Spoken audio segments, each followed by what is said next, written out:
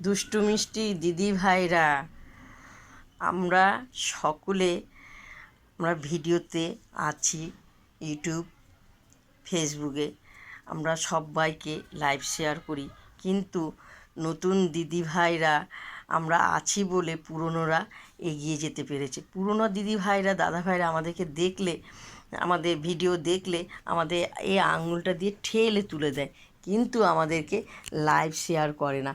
কী কারণে আমরা তো জানি না।